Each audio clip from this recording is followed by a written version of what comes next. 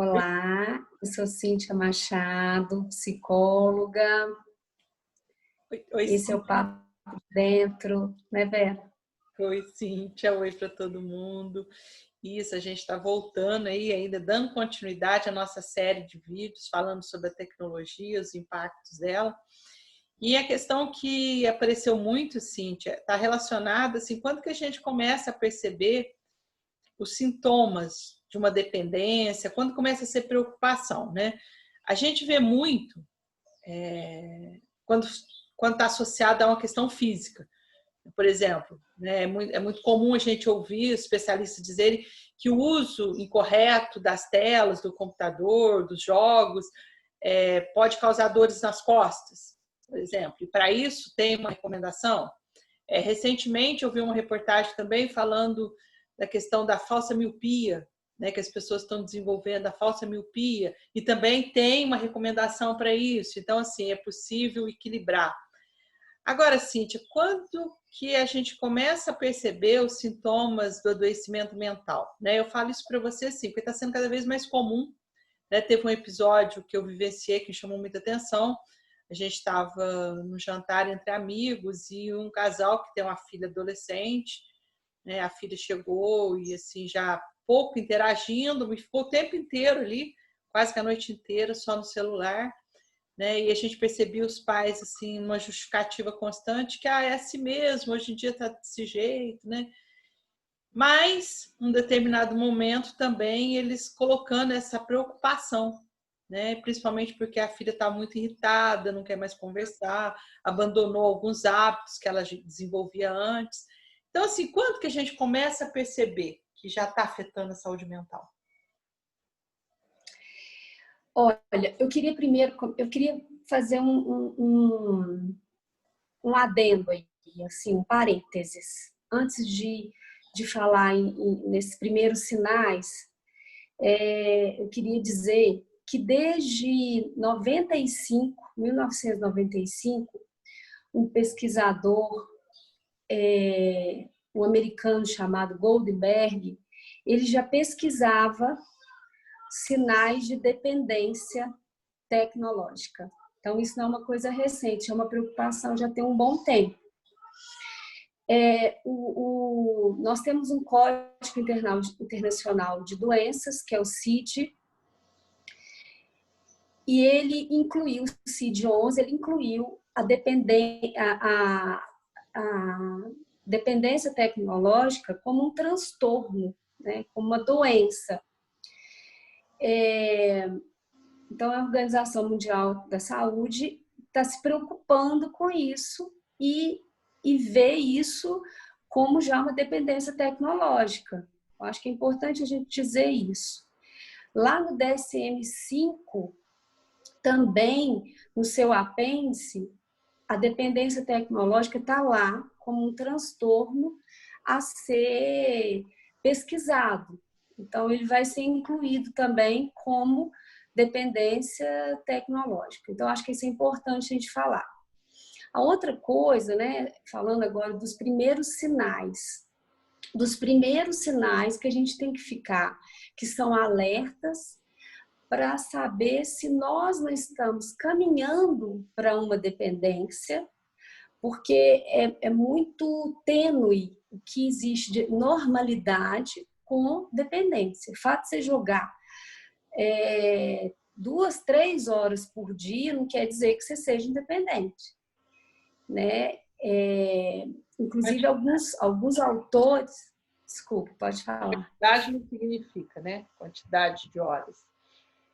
Se eu consigo, por exemplo, trabalhar bem isso. Sim, alguns autores falam de horas, mas sempre o que é mais ressaltante é a relação que se estabelece com a tecnologia. É como que você está se relacionando com a tecnologia. Então, é isso que determina essa compulsão a jogar, a estar ali nas mídias sociais, a estar antenado, ficar o tempo inteiro. É a relação que você estabelece. Então, acho que isso é importante a gente frisar. Mas o que que os pais primeiro precisam observar? Quais os sinais que a criança vai dar? Você falou da questão física, né? Você enfatizou aí vista cansada, falsa miopia, dores musculares e dores postura, dores articulares. Agora, a nível de saúde mental, a irritabilidade, o distanciamento social e familiar,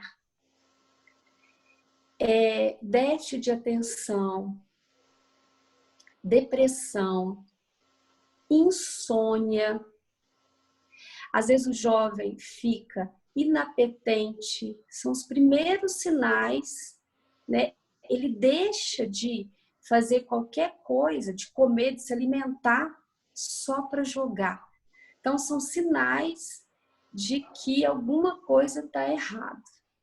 A irritabilidade. E quando assim, é muito comum a gente ver, você falou assim, comendo e fazendo alguma coisa no celular. Assim. A gente vê muito isso em restaurante, em shopping, né? Tá lá a criança comendo com o celular ali na frente, jogando os joguinhos, né? A mãe colocando a comida na boca. Quando já é mais velho, mais jovem, né? Mais adolescente, você vê que vai para a mesa com o celular, continua interagindo. Então, assim, ainda não deixou de se alimentar, mas passou a trazer isso para a mesa. Sim, é o que eu falei no outro vídeo, né, Vera? É muito importante, assim, essas regras, são regras básicas, né? O celular, ele não tem que estar na mesa nunca, para ninguém. Essa regra vale para os pais, essa regra vale para os filhos, para as crianças, para o adolescente. O momento da refeição, eu não sou nutricionista, mas me aventuro, né, a falar que o momento da refeição é um momento sagrado, um momento de prestar atenção naquilo que você está comendo, é um momento que a família está unida, que ela pode conversar, é um momento de união, né? Claro que cada família, tem famílias que o pai não almoça em casa, porque está trabalhando, ou a mãe, mas é um momento que, mesmo que a pessoa esteja sozinha se alimentando, não é um momento que os eletrônicos têm que estar ali à mesa. Assim como na hora de dormir. O celular ele não tem que estar ali no quarto. Isso é muito importante. Os eletrônicos não têm que fazer parte daquele momento na hora de dormir. Então, a gente vai perceber que esses jovens que estão assim, principalmente os jogos eletrônicos. É mais comum os meninos, existem pesquisas que falam isso, jogarem e as meninas serem mais dependentes das mídias sociais. Há pesquisas muito sérias que já, né, já averiguam isso. E então, meninos que estão jogando e estão ali comendo, aí a gente vai ver com um grande prejuízo, que é a questão do sobrepeso, desnutrição, porque às vezes não come, ou às vezes come excessivamente. Então, a gente vai ver um déficit nutricional, isso também é um grande prejuízo que a gente vai avaliar. Agora, voltando à sua pergunta, né, assim, primeiro, quais os sintomas, o que os pais precisam se atentar a nível de saúde mental, de sintoma psicológico, distanciamento, tristeza, distanciamento social, né, familiar. Ele vai deixar de fazer coisas, atividades que antes ele gostava de fazer para poder jogar ou para poder estar nas mídias sociais. Uma tristeza, às vezes ele pode estar sofrendo um bullying. Então, os pais precisam estar atentos a isso tudo. O adolescente, ele começa a apresentar um déficit na escola, às vezes abandona as atividades escolares, cai o nível, né, de aproveitamento escolar, o rendimento escolar. Acontece muito adolescente ficar a madrugada inteira jogando, outro dia não consegue acordar. A gente sabe o tanto que é importante o sono reparador. Então, o adolescente, que ele vai ficar com o celular ali no quarto, dormindo, e o celular apita a noite inteira com as notificações, o cérebro está entendendo que não é para dormir, ele vai ficar alerta, ele não vai dormir. Então, ele vai ter dificuldade de memorizar, de fixar o aprendizado que ele teve durante o dia, porque ele não teve esse sono reparador. A gente está vendo muito aqui no consultório adolescentes, 15, 16, 17 anos, que falam, nossa, eu não estou conseguindo dormir, eu custo a dormir. Aí o que eu faço? Eu pego o celular para chamar o sono. Isso não vai acontecer, ela vai ter cada dia mais e mais dificuldade para dormir. E se ela não dorme... Oi? Acaba sendo estimulado, né? O cérebro entende, né? Isso é neurológico. O cérebro entende que ele está ali alerta, que ele tem que ficar alerta, não está na hora de dormir. Então, na hora de dormir, é uma hora que não tem que ter luz nenhuma, que estão todos os eletrônicos desligados, que o celular não tem que estar no quarto, não tem que estar no quarto. Tem que ter um outro tipo de despertador analógico para te acordar. Né? Já se sabe que tem uma luz azul que é emitido pelos eletrônicos e isso afeta o funcionamento cerebral. Então, assim, na hora de dormir é muito importante. Então, a gente vai perceber que são vários, né? Agressividade também é muito comum nos adolescentes. O abandono das atividades aí diárias que eles gostam, que eles gostavam, de repente o adolescente passa a não ter prazer em absolutamente mais nada, só jogar.